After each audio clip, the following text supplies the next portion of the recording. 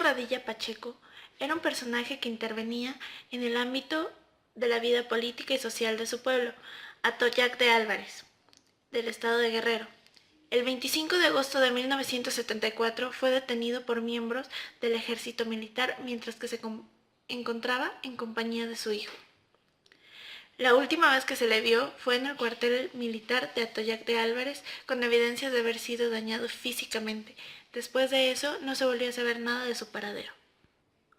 Los familiares de la víctima interpusieron varios recursos para saber cuál era el paradero de este y también para que la sanción se llegara a los responsables del mismo.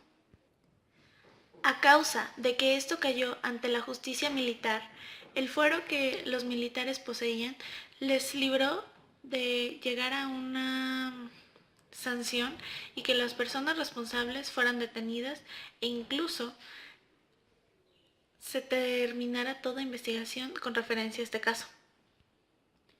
El 15 de noviembre de 2001 fue que se realizó la primera petición a la Comisión Interamericana de los Derechos Humanos, creyendo estos que ya la justicia mexicana ya no era suficiente para llegar a darle una sanción a aquellos que eran responsables por la desaparición del señor Rosendo Radilla Pacheco. Ante esta, los principales derechos que se le habían sido violados y en los que se estaba amparando el fuero militar eran los siguientes. Según el artículo 1, la obligación de respetar los derechos. Según el artículo 13, la libertad de pensamiento y expresión, pues recordemos que este pertenecía o se movía en el ámbito y en la actividad de la vida política y social del mismo pueblo. Según el artículo 25, la protección judicial. Según el artículo 3, derecho al reconocimiento de la personalidad jurídica, que éste sí tenía derecho a establecer o a dar su opinión sobre aquellos hechos en los que tenía alguna inconformidad. Artículo 4, derecho a la vida, pues nunca más se le supo de su paradero. Artículo 5, derecho a la integridad personal, dado que la última vez que se le vio con vida, este presentaba síntomas de haber sido agredido físicamente. Artículo 7, el derecho a la libertad personal, y artículo 8, las garantías judiciales. Estas fueron las últimas que se le violaron, pues ante el fuero de los militares, estos pudieron haber ocasionado un daño muchísimo mayor o incluso la muerte de este, y no se les dio ni una sola sanción, pues en su derecho o ante la justicia militar, ellos tenían poder para llevar a cabo esta acción sin ser detenidos. Según el Fuero Militar, la Comisión Interamericana señaló que la actuación de justicia penal militar constituye una violación de dos artículos, el artículo 8 y artículo 75 de la Convención Americana, ya que no cumple con los estándares del sistema interamericano respecto a casos que involucran a violaciones de derechos humanos, principalmente por lo que se refiere al principio tribunal competente. El agente del Ministerio Público Militar correspondiente interpuso una revocación en contra del auto mediante el juez primero militar aceptó una competencia planteada. El 27 de octubre de 2005, el primer colegiado de materia penal y administrativo del 21º Circuito resolvió que dicho juzgado militar era competente para conocer esta causa respectiva. De los hechos señalados según la muerte de Radilla Pacheco, se desprende de que la competencia de la jurisdicción militar para conocer y resolver los hechos relativos a la detección y posterior desaparición forzada del señor Radilla Pacheco fue impugnada a través de unas vías. Una de ellas, el recurso de reinvocación, impuesto por un agente del Ministerio Público Militar en contra de un auto, mediante el cual el juez militar aceptó la competencia para reconocer los hechos. Dicho recurso de revocación desembocó una resolución. Principio pro persona. Supone que, cuando existen distintas interpretaciones posibles de una norma jurídica, se deberá elegir aquella que más proteja al titular del derecho humano. El principio de pro persona tiene dos principios.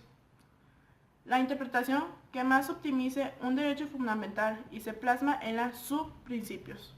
Es decir, hay 3 puntos en ese mismo principio, que es la protección a las víctimas, la prohibición de aplicación por analogía y de normas restrictivas de derechos.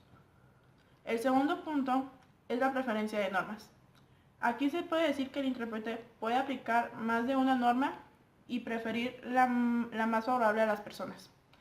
El artículo primero constitucional, en su antecedente, en el artículo de la Convención Americana de los Derechos Humanos, nos dice que en sus artículos 3, en los artículos 3, 4, 7, 8 y 25, nos habla sobre la libertad, la integridad, el derecho a la vida, la salud y la protección, el derecho de garantías judiciales. Estos fueron los principales artículos de donde se pudo llevar a cabo la sentencia por parte de la Suprema Corte de Justicia de la Nación en el caso de Rosendo Padilla Pacheco, los cuales tuvieron que ser reformados para garantizar más a fondo los derechos de las personas. De conformidad con el artículo número 1 en el Constitucional, publicado en el Diario Oficial de la Federación el 10 de junio del 2011, en materia de derechos fundamentales, el ordenamiento jurídico mexicano tiene dos fuentes primogénitas, que son los derechos fundamentales reconocidos en la Constitución Política de los Estados Unidos Mexicanos y b. todos aquellos derechos humanos establecidos en tratados internacionales de aquel Estado de mexicano que sea parte. Consecuentemente, las normas provenientes de ambas fuentes son normas supremas del ordenamiento jurídico.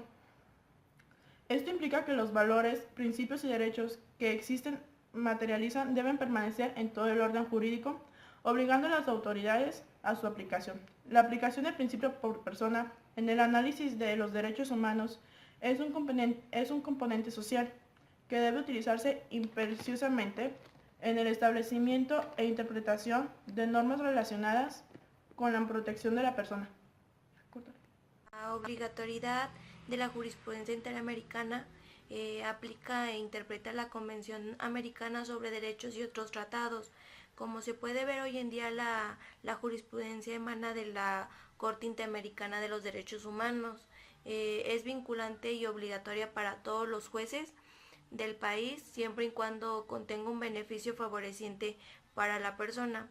Poniendo un ejemplo, a la Suprema Corte de Justicia de la Nación es la mayor autoridad federal para todo el país. Sin en cambio, la jurisprudencia americana tiene un valor en todo el continente. Deriva de la sentencia en donde el Estado mexicano no figura como parte y tendrá el carácter o criterio orientado de todas las decisiones de los jueces,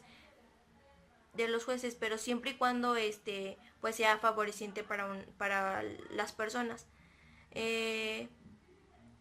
Conformidad al artículo 1 de la Constitución, que nos dice que todas las personas gozarán los derechos humanos reconocidos en esta Constitución y los tratados internacionales del Estado mexicano sean parte, así como las garantías de su protección, cuyo ejercicio no podrá restringirse ni suspenderse, salvo los casos y bajo a las condiciones que la Constitución establezca. En el párrafo 339 dice que en relación con las prácticas jurisdiccionales, este tribunal ha establecido que su jurisprudencia, que es considerado de que los jueces y tribunales interinos están sujetos al imperio de la ley, están obligados a aplicar las disposiciones que marcan. ¿Qué tal? Buenas tardes. Este día voy a explicar un poco acerca de lo que son los puntos referentes al control de la convencionalidad. Antes que nada voy a explicar qué entendemos por este concepto. Bueno, lo que habla es básicamente acerca de la reforma constitucional en materia de los derechos humanos, cómo afecta esta materia a lo que es el ente social y a la estructura del sistema jurídico mexicano. Bueno, esta reforma impacta de manera sustancial a lo que es el contenido del orden de la Constitución y modifica ciertas áreas. Tenemos como principal objeto lo que es que introduce un orden jurídico de tal manera en el cual busca el estado de la adaptación a lo que son los derechos y a las obligaciones de lo que son los entes públicos. Básicamente se ha afectado el sistema de lo que es de la policía. ¿Por qué? Porque se tiene que adaptar a dirigir bajo ciertos parámetros nuevos, los cuales son como quien dice, otras formas de adaptación para ellos. Bueno, lo que dice principalmente es que la reforma de las obligaciones internacionales de México actúa de manera paralela con lo que son las decisiones de la Corte, es decir, modifican lo que son pues como ya había mencionado, el sistema jurídico mexicano. Bueno, para complementar un poco la comprensión de lo que es en sí este concepto y dar los puntos referentes, me voy a apoyar de lo que son unos cuadros comparativos para poder entender mejor lo que es, de lo que en sí los principios que tiene como objeto. Bueno, tenemos que el control de la de la convencionalidad tiene los siguientes principios. El primer principio es la legalidad, es decir, es muy importante ya que para estar la población que conforme deben de encontrarlo